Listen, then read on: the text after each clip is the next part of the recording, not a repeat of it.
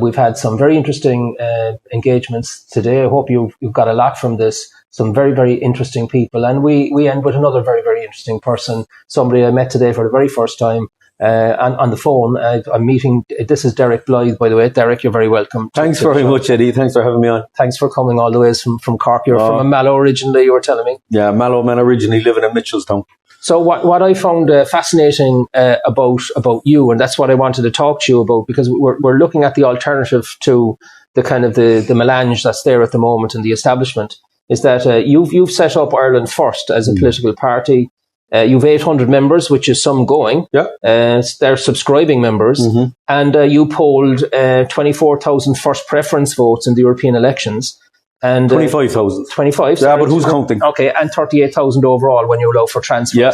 Well, that's some going for somebody that just came back from Canada after 10 years away. You're in the building business. You're a brickie by trade, and proud of it. Yeah. And so I wanted to talk to you about Ireland First, and it's an extraordinary story for somebody to come back who left Ireland 10 years before you came back. You were in Canada. You came back expecting a different experience, and that's what I want to start there, Derek. I want to find out what triggered you to do what you did, because this takes an awful lot of organisation skill and courage and a great team around you to do what you did, and to take on the kind of cancel culture that's out there for anybody that comes up with an alternative mind. So can you just walk us through that? Yeah. So coming back from Canada for me was a huge step. I had a really good job in Canada. Was this 2020? This was 2019. This was April of 2019. I came back from Canada with a young family. We bought a house about 5 years before that. Rural County Cork. And, we decided to come back for the easy life. And the country I came back to in 2019 was a long way away from the country that I left in 2008. What was the difference? Wokeness. There was no the fighting spirit. I've always said about the Irish. There's something about them. We go all over the world, and for me anyway, I always struggled, to fit in fully with the English lads or the Canadian lads or the American lads. There's something kind of, I don't know, there's something about us. But I came back and I found that Ireland had turned into a very conformist place. So, I got back to work when I came back, and sure, then COVID came in. The government told people there's a virus circulating, stay inside your house, don't move. If you leave this area, you'll be arrested. And I thought to myself, this isn't right. With something like this, you take your own chances. The Ireland I left, right, the people would have said, affect that, I'll do what I want. But that was 4 years ago now. And we've seen what's happened since then. The country, in my eyes. Well, what was the moment, Derek? Can I just bring you back to the moment when you decided I'm going to have to do something? I have to step outside of just my own occupation and do something. I mean, there Kingston College in Mitchelstown. It's a little part of Mitchelstown. It's an old Anglican church. Housing development in Mitchelstown. And right after the Ukrainian debacle started, right, in 2022, right, and I call it a debacle because it's been going on, right, for 8 years prior to that, and nobody even raised an eyelid, and next thing, all of a sudden, we need to take in 100,000 people. There was families in Mitchelstown, right, who did not have homes. Local people who lived there, right, their entire lives, right, were sleeping inside in cars. Okay. Kingston College had 8 vacant houses, and all of a sudden, Bono, right, from the One Foundation, allegedly, right, had donated €400,000 to Kingston College to house 8 Ukrainian families. And what the college was looking for, it was looking for local tradespeople to come in, right, and volunteer to work in these houses and get them ready. So that's how you got to hear of it then? For the Ukrainians, absolutely. So I made contact with the college and I offered my services for 2 weeks. I said I would work for 2 weeks, okay, for no money. But all I asked was that one of the houses be rented to the local family. One of 8? One of 8 houses. Okay. Yeah. I actually wanted 50-50 split. Right, to be fair. So it wasn't a big ask. It wasn't a big ask, but I said I would happily give my time and I would get others on board if one of the houses was rented to an Irish family, by a local family, and they flat out refused. So I was, not happy about that. You got annoyed. I got annoyed by that. So I stood outside Kingston College for, I can't even remember how many weeks now, and I held a sign, and and the sign says, "Shouldn't we house the Irish first?" And it caused outrage. How can this man be so, racist and fascist? And they called me every name. So you were a Nazi as far as they were concerned? I was everything. They called me everything. But I knew the real people supported me because I was getting the nudges and the winks on the street. It was the vocal walkies, right, were screaming at me. So I maintained it, and I found that I got huge support locally and nationally. And I said, I just had to keep speaking, and I, kept speaking about the subject. When Ireland has... But how did you go from that moment then? I mean, that's a remarkable story. It's a normal human story. Yeah. So how did you go then from... Okay, so this is the experience. You got flatly rejected. You're getting a lot of support on the ground from people, but the let's call them the virtue signaling people were doing the opposite. They just were throwing tropes at you. Wearing the T-shirt, right? Yeah. But you knew there was a backbone of support behind you. Yeah. But at the same time, then you then took it further to set up a political party. Because I've done this. I've been involved in one several years ago. I mean, it's not something that's easily done.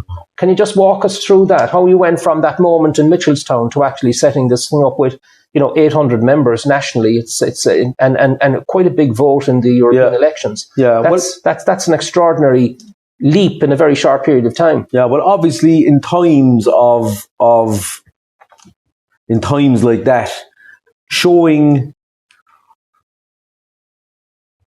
a different opinion, leadership, right, and showing the public, right, that you've got what it takes to stand up and face this thing head on. I got a lot of support, and a lot of people were contacting me, and they wanted me to run as an independent, and some people wanted me to join political parties, and for me, that's not what I wanted. I'm just I'm my own person. So some followers who contacted me, who I'd been speaking to for months, even a year at that stage, they said, why don't we start our own political party?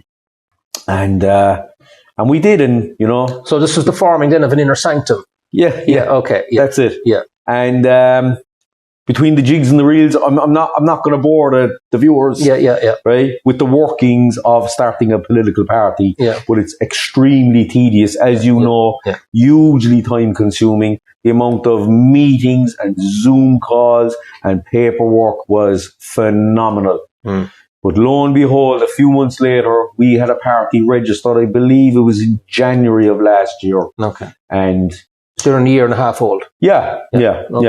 And and for the general election then to come, what's your sense of how many? What's the capacity of Ireland First to put forward candidates to be elected? Right now, the country is screaming for unity. We've got political parties coming out the wazoo. Okay, very good. We've got the Irish Freedom Party. There's the National Party. We've ourselves. Kevin Sharkey is starting his own thing.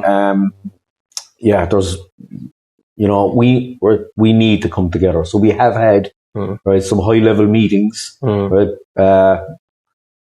Between the different leaders. Oh, I see. So we're hoping to get something together, a common banner that we can all stand under, because the European elections and the local elections just gone. The amount of stepping on each other's toes that went on was crazy. Like in my own constituency in Ireland South, just off the top of my head, I believe there was something like 40 or 50,000 votes, right, that could have gone right to one candidate, right. Right, the 25,000 that went to me, right, there was another 50-odd thousand votes that could have gone to one candidate. That's 75,000 votes altogether. You know, and you think that some of them dissipated into the old conventional parties of 45th preference kind of votes? Well, they do. Yeah. They do, because the transfers don't work. The transfers simply don't work. I got a few transfers, right, from some of the candidates, right, but people don't typically transfer. So we need to be smart this time around. But in this inaugural meeting of the disparate parties to try and create a common brand, what's your sense of where that will go? You've just had one meeting, I take it, recently. One meeting and phone calls and Zoom calls. And what's your sense? What's your gut telling you about the capacity of those people to come together in unity and emerge as a major political force in the general election? Well, it's hopeful. It's hopeful, but it's also necessary. The country's in a bad situation. You know, we've got these guys across the road here tonight, and they're just about to vote on handing away the sovereignty that we have, right, when it comes to our borders. There was no debate with the public. There was no questions asked of the only people asking the questions are us. Okay, but if you speak to people on the street, nobody's for this. Okay.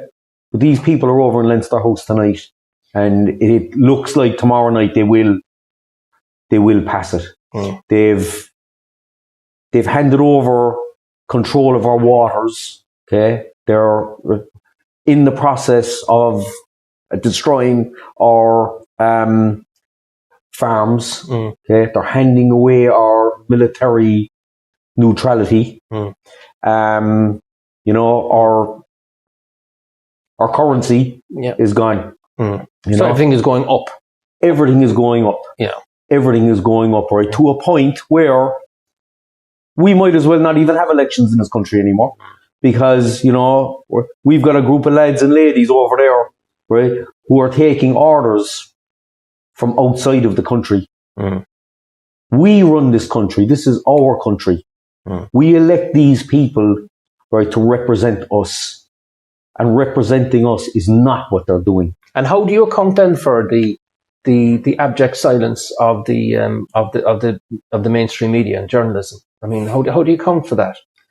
Look, tell me what you think. The media is bought and paid for. Like it's quite obvious. You know, even in the elections just gone, they gave certain candidates lots of coverage, but other candidates they gave them absolutely no coverage whatsoever, even after the elections. But the vote that I got was worth a mention. I didn't even get a mention from RTE.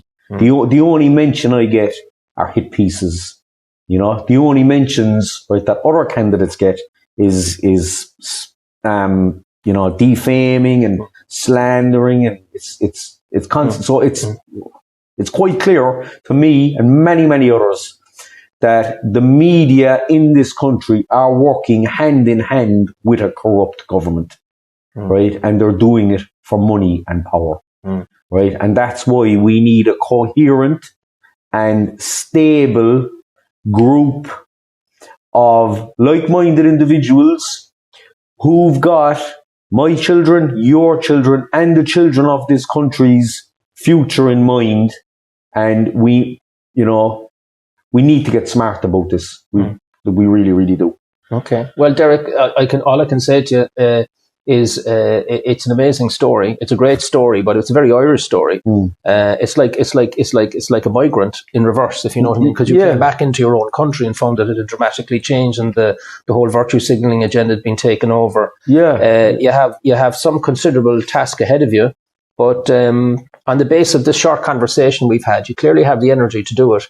And you clearly have the organizational structure, especially if you can get it together with the other disparate elements that are all out there, that are all thinking the same thing, but just not unified yet. So I wish you well with that. Thank you very much, Eddie. And I want to thank you so much for travelling all the ways from Mecca, from Cork, that's it. to here in Dublin too. And we'll stay in touch. Thank you very much. Thanks for having me on. I appreciate it. That's all. You're very welcome.